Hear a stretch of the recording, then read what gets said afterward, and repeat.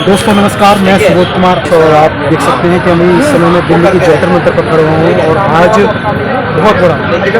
बड़ा आंदोलन को लेकर और उनकी कर्मचारी की रिहाई को लेकर बहुत दिष्ट बड़ा आंदोलन हुआ था। मेरे साथ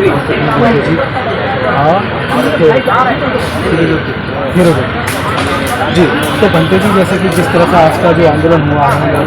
दिल्ली के जंतर मंतर पर, सबसे पहले तो इस आंदोलन को लेकर क्या कहते ये आंदोलन उम्मीद से,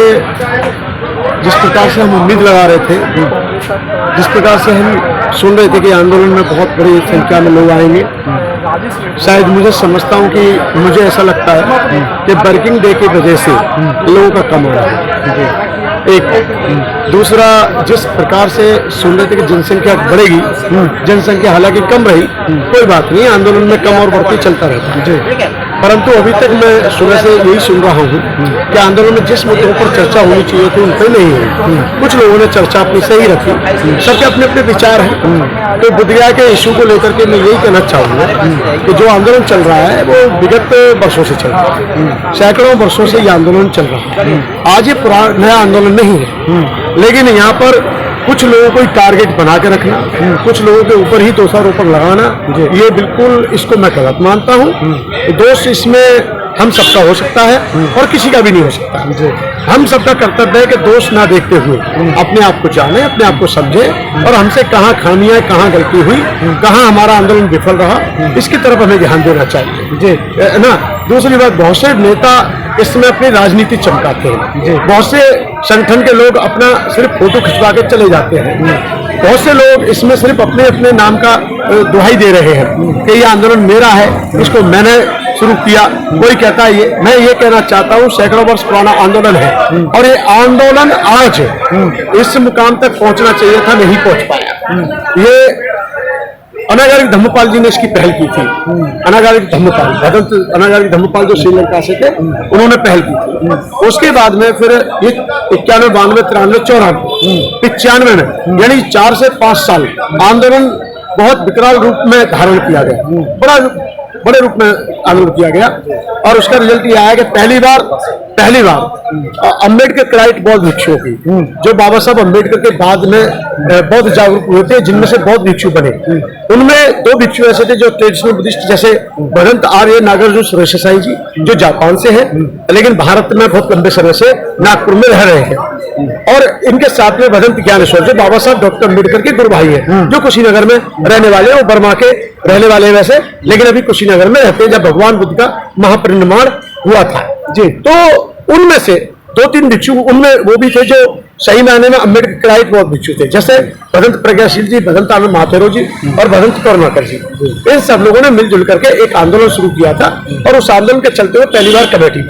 96 से लेकर के 2002 तक कमेटी बनी और बहुत सारे काम हुए। लेकिन आज फिर बीच में 7 में 5 में आंदोलन हुआ, 5 के बाद 7 में हुआ, 9 में हुआ और बड़ा आंदोलन 2015 में 25, 26, 27 अप्रैल को इसी जंतर मंतर पे बहुत बड़ी संख्या में भारी भीड़ के साथ आंदोलन किया गया। और उस आंदोलन के बदौलत उससे पहले जो आंदोलन हुए थे 2005 में, 2009 में, 2007 में और जो 93 में, 92 में जो भी थे, उन आंदोलनों से ये रिजल्ट आया था कि सरकार झुकती थी, सरकार सुनती थी और सुनकर के बौद्धों की समस्याओं के निराकरण के लिए कोई ना कोई कदम उठाती थी। जैसे पहला तो यही कदम उठाया कि पहले कंडीशन थी कि हिंदू सेक्रेटरी होगा, अब वो हिंदू शब्द जो हट गया, अब बुद्धिस्ट सेक्रेटरी होगा, अब बुद्धिस्ट सेक्रेटरी है, यानी 96 से लेकर आज तक बुद्धिस्ट सेक्रेटरी है। मैं आपको बता दूं जानकारी के लिए, उससे पहले एक ही आदमी 27 साल तक सेक्रेटरी रहा और किसी, उस पर फिर बहुत सारी जांच पड़ताल करवाई हमारी कमेटी के द्वारा। ये चलता रहा, बनता रहा, थमता रहा, उभरता रहा। लेकिन अभी जो आंदोलन हुआ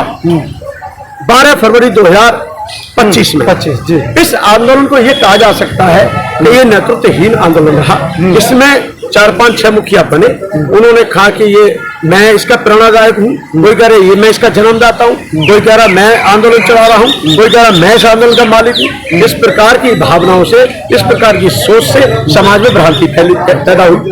और अब क्या हो रहा है कि चंद लोगों के ऊपर इसका ठीकरा फोड़ा जा रहा है। तो चंद लोगों को दोषी ना देकर, चंद लोगों के ऊपर दोषारोपण ना देकर हमें यह करना चाहिए कि हमें इस पर ध्यान देने की आवश्यकता है कि हम कहाँ फेल हुए, कहाँ सफल हुए और फेल हुए तो क्यों हुए और सफल नहीं हो पाए तो किस लिए नहीं हो पाए। इसके लिए हमें वरिष्ठ भिक्षुओं से मिलकर के जो पुराने आंदोलनकारी भिक्षु थे उनके साथ मंत्रणा करना चाहिए और नई नीति के तहत रणनीति तैयार करके हमें नई शुरुआत करनी चाहिए। कहाँ सफल हुए, कहाँ फेल हुए? और जैसे कि आपने कहा कि आंदोलन पहले से ही काफी समय से चल रहा है, लेकिन आंदोलन पहले भी चला है और 7 में भी चला है, 9 में भी चला है, तमाम कई सालों से चलता हुआ रहा। आज दिल्ली की जंतर मंतर पर भी हुआ, लेकिन हम जो हमारी जो बौद्ध विरासत है हम उसको मुक्त नहीं कर रहे। एक बौद्ध यही विरासत नहीं, बुद्ध के नाम पर जहाँ जहाँ धार्मिक बहुत बड़े स्थान है वहां पे सभी जगह पर कब्जा है। डूंगेश्वरी पर्वत हम अब तक सुनते थे, हमें जानकारी मिली अभी हमारा बुद्ध जयंती का कार्यक्रम मनाया गया था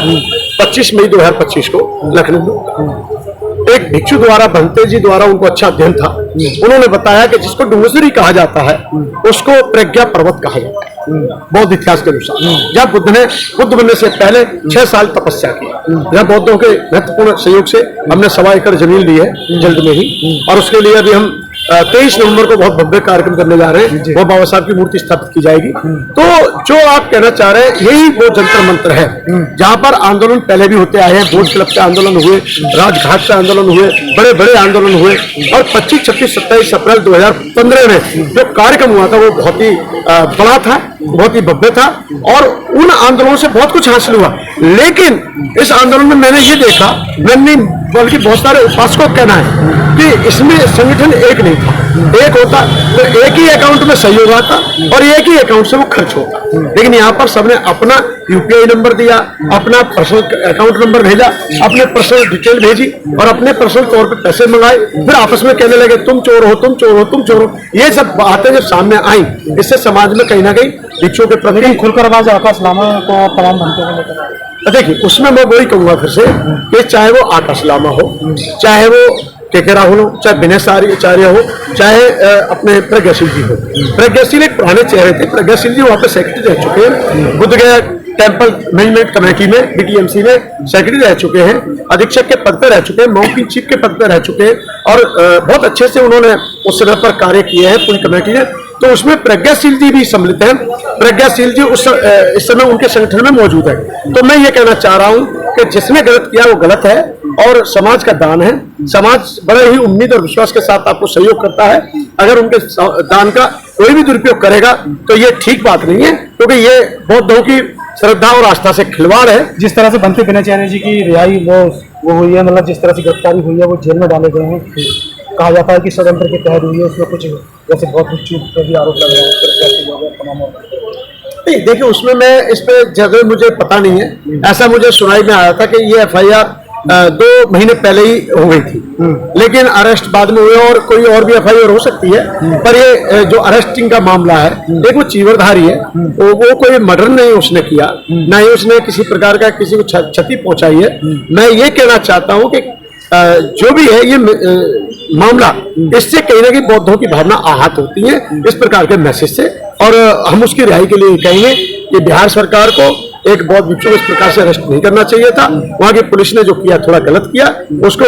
बैठ के संज्ञान में लेना चाहिए था मामला, और वो मामला बैठ उठ के आपस में मीटिंग करने के लिए भी उनको वक्त देना चाहिए था, और वो पुलिस के द्वारा मैसेज देना चाहिए था कि आपस में आप बैठ के बात कर लो। अगर आप लोगों की नहीं बनती है तो पुलिस शायद अपना कोई कदम उठा सकती है, तो हो सकता है इस मामले को वहीं तो वहीं दब किया जा सकता है। इन फ्यूचर की अगर मैं बात करूं, जैसे इस तरह का जैसे जो आंदोलन हुआ, भविष्य की अगर बात करूं, तो क्या मुक्त जो बौद्ध गया को मुक्त कराने की मुहिम पूरी हो गई, और जल्द से जल्द जैसे कि भंते विनयाचार्य की रिहाई को लेकर के तमाम आवाजें उठ रही है, तो क्या ये कारवां आगे तक जाएगा, मतलब जल्दी हो पाएगा? मैं विनयाचार्य के लिए कहूँगा विनयाचार्य को रिहा किया जाए, और जो वहाँ भिक्षुओं के साथ, बहन बेटियों के साथ बर्बरता हुई है वो बहुत निंदनीय है। इस प्रकार की वहाँ घटना नहीं होनी चाहिए थी। उस घटना से जो भी है मैसेज गंदा गया है, और बौद्धों की भावना आहत हुई है। और पहली बार ये भी जो देखने को मिला कि महामहिम राज्यपाल जी द्वारा वहाँ मेन टेम्पल के अंदर जो पूजा की गई है, ये कहीं ना कहीं सरकार के इशारे पर हुआ है। और इतना मैं कह सकता हूँ कि महामहिम राज्यपाल जी अपनी मर्जी से नहीं करेंगे। महामहिम राज्यपाल जी को तो जैसा हम शेड्यूल बना के देंगे, उनकी कमेटी है, जो भी सरकार के लोग हैं, वैसे चलता है। तो जैसे भी था वो सरकार के दबाव में हो सकता है। पर मैं एक बात और भी कहूंगा, यहाँ पर हमारे भिक्षुओं को भी अपनी शब्दावली पर ध्यान देना चाहिए, अनाप शनाप नहीं बोलना चाहिए। बयान जब भी हमें देना है, तो हमारे लिए ये ध्यान रखना चाहिए कि हम एक चीवरधारी हैं और चीवरधारी होने के बाद में हमारी बोली भाषा, हमारे सभ्यता भरे शब्द समाज के सामने जाने चाहिए और भिक्षु के पास में सहनशीलता के साथ साथ सभ्यता का होना बहुत जरूरी है। वहां पर मैंने ये देखा बहुत से भिक्षुओं ने सरकार से टकराने की बजाय, सरकार से लड़ने की बजाय 1949 के एक्ट में संशोधन की मांग को लेकर के आम जनता को दुश्मन बना दिया। आम जनता को दुश्मन बनाने का कोई औचित्य नहीं है। आम जनता तो ऐसा है कि उनमें से ये जरूरी नहीं कि सभी बुद्ध को इग्नोर करते हैं, बहुत से लोग ऐसे बुद्ध को प्यार करते हैं, बुद्ध को मानते हैं और सभी लोग आते हैं साथ में। तो मैं ये कह सकता हूं दावे के साथ कि आज भी अगर हम निष्ठापूर्वक इस आंदोलन को चलाएं तो समाज देश हमारे साथ है और आने वाले समय में अखिल भारतीय भिक्षु महासंघ, अखिल भारतीय बुद्ध मुक्ति आंदोलन समिति जो पहले से आंदोलन करती चली आ रही थी, विगत वर्षों से करती चली आ रही थी, आज अभी जो आंदोलन हुआ है हम इसको ध्यान में रखते हुए आने वाले समय में हम अपने राष्ट्रीय अध्यक्ष पूज्य भदंत आनंद महाथेरो जी से विचार मंत्रणा करेंगे और प्रेस कॉन्फ्रेंस अभी मैंने जल्दी में की थी और उसको ही लेके अभी हम बहुत जल्दी में फिर से एक प्रेस कॉन्फ्रेंस करेंगे और इस मुद्दे को लंबे समय से जैसे चल रहा था आने वाले समय में और तेजी से उठाएंगे। एक लास्ट सवाल है, जिस तरह से एक नए चीफ जस्टिस आए BR गवई, वो भी अपने आप को मतलब बौद्धिस्ट समाज से ही आते हैं, तो आपको सुप्रीम कोर्ट की भूमिका में क्या लगता है कि उनकी भूमिका हो सकती है वहाँ पर, जैसे जिस तरह से मुक्ति कराने में तो उनका सहयोग हो सकता है क्योंकि वो भी एक बौद्ध समाज से है और मामला भी जैसे कि सुनने में आता है कि सुप्रीम कोर्ट में भी इसका सुनवाई हो सकती है, तो आपको क्या लगता है, उम्मीद लगती है कि आपको? देखिए, BR गवई साहब के जो पिताजी थे उनसे मेरा अच्छा संबंध है जी। मैं जब बहुत छोटा सा था और राज्यसभा के MP थे, मैं उनसे अक्सर मेरी मुलाकात होती थी और सबसे बड़ी बात जब बिहार के राज्यपाल बने, महामहिम राज्यपाल बने, सिक्किम के बने, केरल के बने, तो भी हमारी उनसे मुलाकात बरकरार होती रहती थी जी। और जब हमारा 2005 में 25 फरवरी को पहला कार्यक्रम बोधगया के आंदोलन जो किया मेरे ही द्वारा किया गया था, सारी भोजन व्यवस्था से लेकर सब व्यवस्था मेरे ही द्वारा की गई थी, उसमें उस कार्यक्रम में माननीय RS गवई साहब, इनके पिताजी यानी भूषण गवई साहब के पिताजी, BR गवई साहब के पिताजी खुद उस कार्यक्रम में मौजूद थे, जोगिंदर कवाड़े जी मौजूद थे। तो मैं ये कह सकता हूं कि हमें न्याय पालिका पर जी हमें पूरा कोर्ट पर, सुप्रीम कोर्ट पर हमें न्याय व्यवस्था पर विश्वास है और 29 जुलाई को हम देखते हैं। 29 जुलाई बौद्धों के हित में, बौद्धों के निर्णय और बौद्धों की भावनाओं का सम्मान करते हुए या बौद्धों के उस दस्तावेज को साक्षी मान के जो बिल्कुल तथ्य मौजूद है, क्योंकि बौद्ध तो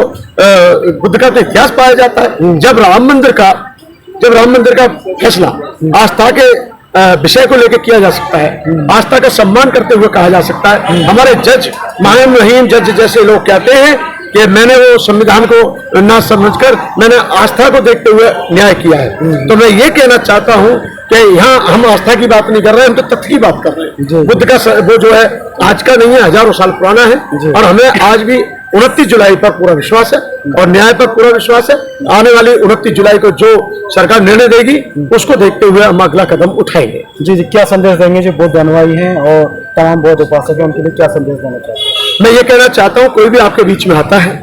आप उनसे पूछिए कि आपके जो पहले आंदोलनकारी थे कहाँ हैं। आपने उनसे ये भी जरूर पूछना है कि इस आंदोलन को खत्म हुआ कितना दिन हुआ, बीच में शुरू किस किस ने किया था, क्योंकि पूरी जानकारी लेकर अगर आप आंदोलन से जुड़ेंगे तो आपके साथ खिलवाड़ नहीं होगा। नहीं तो कोई भी आएगा बाबा साहब के नाम पर आंसू बहाएगा और अपनी भावना व्यक्त करके कि मैं बाबा साहब का पक्का भक्त हूँ और पक्का पुत्र हूँ, पक्की पुत्री हूँ, इस प्रकार की भावना दिखा करके आपको कोई भी ठक्के ले जा सकता है। मैं इतना कहना चाहता हूँ कि आंदोलन पहले चल रहा था, आगे भी चलेगा और इस बीच में मैं चाहूंगा कि देश ने पहले साथ दिया था, आज भी दिया है और हमेशा देगा। पर याद रहे, समाज एक विश्वास चाहिए समाज को, और विश्वास पहले भिक्षु महासंघ ने, बुद्ध मुक्ति आंदोलन समिति ने दिया है, आगे भी देगी। और मैं इस विषय में पूज्य भदंत आनंद महाथेरो जी से और बुद्ध मुक्ति आंदोलन जो समिति अखिल भारतीय है उससे पूरी बात करके भिक्षु महासंघ में नई मंत्रणा करके नई रणनीति तैयार करके हम 29 के बाद कोई कदम उठाएंगे। उससे पहले हम अपने विचार विमर्श करेंगे और बीच बीच में प्रेस कॉन्फ्रेंस के माध्यम से आपको जानकारी देते रहेंगे। जी, बहुत बहुत धन्यवाद। देखिएगा, तो ये भक्ति जी की एक तरह से अपील थी कि बहुत सारे जो नकली बनकर भी आते हैं और आपको जैसे कि बाबा साहब के पुत्र या भीम पुत्र इस तरह से कुछ कहते हैं, तो उनके बहकावे में ना हो। मैं सुरेश कुमार